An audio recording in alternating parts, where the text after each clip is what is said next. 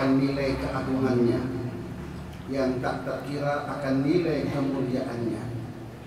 Sehingga Sahibul Maulid, pengarang maulid ini, beliau mengungkapkan akan hakikat dari majlis yang sedang kita hadiri ini dalam bait-bait syairnya. Beliau mengatakan, "Masyikama majma'al maulid yujallil qulub dha waqta aw badik yal 'asi idza badatu." Tidak ada majlis yang lebih indah, yang lebih agung serta lebih mulia daripada majlis maulid Rasulullah SAW. Maulid yang di dalamnya disenandungkan sholawat dan salam kepada junjungan kita Nabi besar Muhammad SAW. Sebuah majlis di mana Allah berkenan untuk membuka pintu-pintu taubatnya. Maka kata Habib Ali, berangkat dari kebeningan hati beliau dan pengalaman olah batin beliau, beliau mengungkapkan akan hakikat daripada majlis ini. Kata beliau, "Dha waqta aw badik," itulah momen waktu yang paling ideal untukmu manakala engkau hendak kembali ke jalan Allah Subhanahu wa taala. Ya syarid idza bada'u, manakala engkau yang selama ini lari dari jalan Allah, jauh daripada jalan keridhaan Allah, manakala engkau hendak kembali ke jalan Allah, maka pada momen pembacaan maulid inilah yang paling cocok dan yang paling pas. Kenapa? Karena seiring dengan dilantunkannya sholawat dan salam kepada junjungan Nabi besar Muhammad SAW, maka di sana terbuka pintu-pintu taubat Allah Subhanahu wa taala. Oleh karenanya Habib Ali mulai kembali, "Masyikama majma'al maulid yujallil qurub." Tidak ada majlis yang lebih indah seindah majlis maulid, di mana majlis ini punya kekuatan untuk menghalau, untuk mengusir segala kegalauan hati, segala kerisauan hati, segala kegundahan hati. Semuanya akan diusir dari kehidupan seorang anak manusia berkat daripada maulid Rasulullah SAW. Ya da waqta aw badik, inilah waktu yang tepat untuk engkau kembali. Yal 'asi idza bada'u, wahai orang-orang yang selama ini berkubang dalam lumpur dosa, manakala engkau hendak bertobat kembali kepada Allah. Mengapa? Karena sekali lagi seiring dengan disenandungkannya sholawat, maka terbukalah pintu-pintu rahmat Allah, pintu-pintu keberkahan Allah, pintu-pintu maghfirah Allah. Maka setiap panjatan doa yang dipanjatkan di majlis-majlis macam ini, insya Allah doa-doa itu akan dikabulkan. Setiap permohonan ampunan yang dimohonkan di forum-forum seperti ini, insya Allah taubat itu akan menjadi taubatan nasuha. Mengapa demikian? Karena kalau kita mengulas akan bahtera sholawat dan salam kepada baginda Rasul Muhammad SAW, maka hal yang disampaikan oleh Al-Habib Ali tersebut tidaklah berlebihan. Sebab baginda Rasul Muhammad SAW bersabda dalam hadis dia yang sahih, "Man shalla alayya salatan wahida sallallahu alaihi biha 'ashran."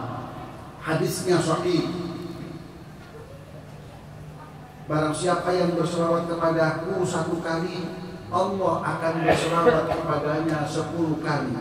Apa arti selawat Allah kepada seorang hamba itu? Artinya turun rahmat Allah, turun keberkahan Allah, turun hidayah Allah, turun taufik Allah. 10 rahmat akan turun dalam kehidupan seorang anak manusia.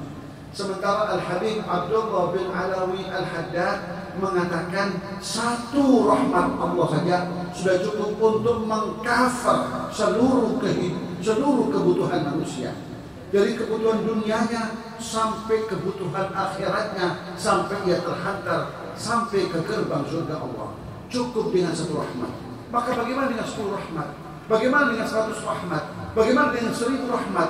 Maka seorang anak manusia pelantun sholawat dan salam kepada Nabi akan bergelimang dalam rahmat Allah, akan bergelimang dalam bahtera rahmat Allah Subhanahu wa ta'ala. Kalau satu rahmat saja akan mampu menghantarkan manusia sampai ke gerbang surga Allah, bagaimana dengan seorang anak manusia yang berselawat kepada Nabi kita Muhammad 10 kali, di mana Rasulullah SAW bersabda, "Wa man shalla 'alayya ashran sallallahu alaihi biha mi'ah." Dan barang siapa yang berselawat kepadaku 10 kali, Allah akan berselawat kepadanya 100 kali. Wa man shalla alayya mi'ah sallallahu biha alfa. Dan barang siapa yang berselawat kepadaku 100 kali, Allah akan berselawat kepadanya 1000 kali. Tidak dapat kita bayangkan tatkala rahmat Allah, 1000 rahmat Allah, 1000 karunia Allah hadir dalam kehidupan seorang anak manusia. Maka dikatakan wa man shalla alayya alfa. Kalau ada seorang warga daripada umat ini berselawat kepada Nabi kita Muhammad 1000 kali, apa yang akan terjadi? Manfaat semacam apa yang akan kita peroleh? Dalam hadis dikatakan lam yamut hatta yara maq'adahu fil jannah. Niscaya sukmanya tidak akan meninggalkan raganya, rohnya tidak akan meninggalkan jasadnya sampai ia diperlihatkan oleh Allah di mana ia akan ditempatkan dalam surganya. Maka tatkala di akhir hidupnya, saat Israel hendak mencabut nyawanya, Allah buka tabir hijab dan ia akan melihat secara kasat-kasat mata di mana ia akan ditempatkan oleh Allah di dalam surganya itu. Itu semua terjadi berkat sholawat dan salam kepada junjungan kita Nabi Muhammad SAW. Terlepas dari itu, perintah bersolawat dan bersalam kepada Nabi ini adalah merupakan satu karunia, satu anugerah. Demikian yang difatwakan oleh guru saya, Sayyidi wa Imam Sayyid Muhammad bin Ali al-Maliki, bahwa perintah sholawat dan salam kepada Nabi untuk umat ini minhatun azimah wa minnatun karimah, sebuah anugerah yang sangat mulia yang tak terukur kemuliaannya. Bagaimana tidak? Sementara para ulama telah bersepakat bahwa satu-satunya amalan yang pasti diterima oleh Allah adalah salawat dan salam kepada junjungan kita Nabi Muhammad SAW.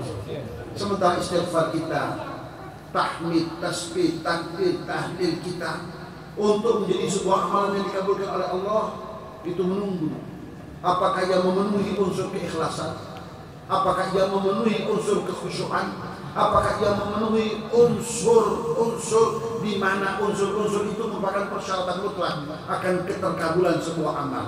Namun tidak demikian halnya dengan sholawat dan salam kepada Nabi kita Muhammad SAW.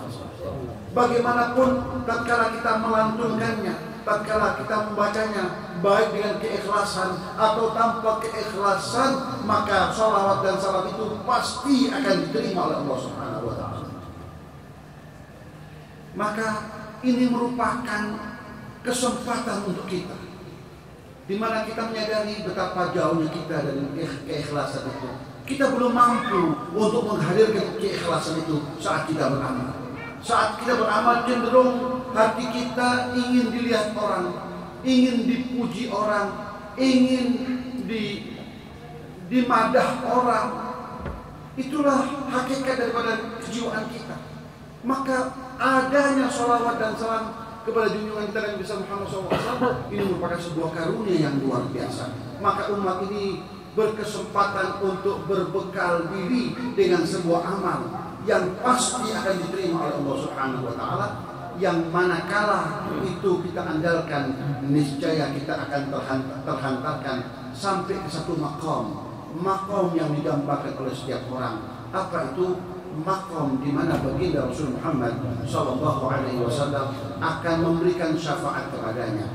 Karena Rasul sallallahu alaihi wasallam bersabda, "Ahaqqun nasi bi syafaati yaumil qiyamah aktsaruhum alayya salatan." Orang yang paling pantas, yang paling layak untuk mendapatkan syafaatku kelak di hari kiamat adalah orang-orang yang tatkala hidup di dunia ini banyak mengisi waktunya, banyak membasahi lidahnya dengan berselawat dan bersalam kepada Nabi kita Muhammad. Sementara orang lain repot-repot mencari sang juru selamat nan hakiki siapa.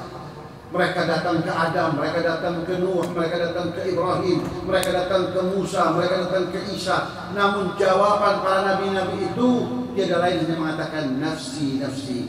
Kalian cari keselamatan diri kalian sendiri-sendiri.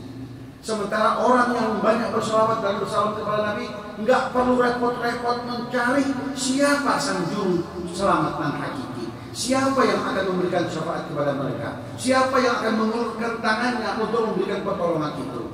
Maka dengan sholawat dan salam kepada junjungan kita Nabi besar Muhammad SAW, umat ini punya kesempatan, kita semua punya kesempatan untuk tidak repot-repot mencari sang juru selamat, sang pemberi syafaat, karena Rasul Muhammad SAW akan menghampiri kita untuk memberikan syafaat yang kita perlukan itu. Maka sekali lagi alhamdulillah dalam kehidupan ini kita masih dipertemukan dengan komunitas masyarakat yang cinta berselawat kepada Nabi, masih dipertemukan dengan majelis-majelis, forum-forum di mana di dalamnya dilantunkan salawat dan salam kepada junjungan kita Nabi besar Muhammad SAW.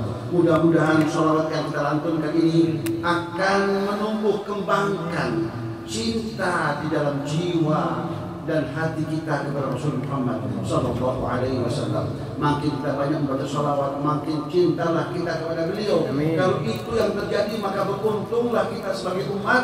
Karena Rasul mengatakan, yuhsyarul mar'u yaumal qiyamati ma'a man ahabba. Kelak manusia itu akan dihimpun, akan dikumpulkan, akan diguyupkan bersama orang-orang yang ia cintai. Maka dengan mencintai Rasul kita Muhammad, mengidolakan Rasul kita Muhammad, Rasul kita Muhammad menjadi idola kita, menjadi panutan kita, maka akan beruntunglah kita sebagai umat. Nah, inilah yang dapat saya sampaikan pada kesempatan ini.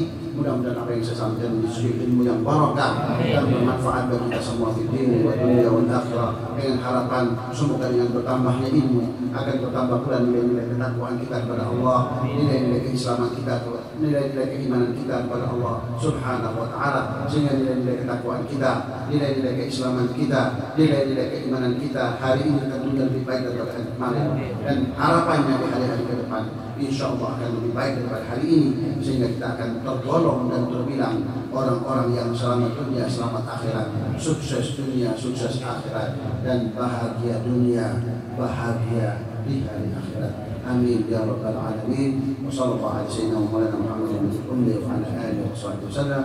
Walhamdulillahi rabbil alamin. Wassalamu alaikum warahmatullahi wabarakatuh. Waalaikumsalam.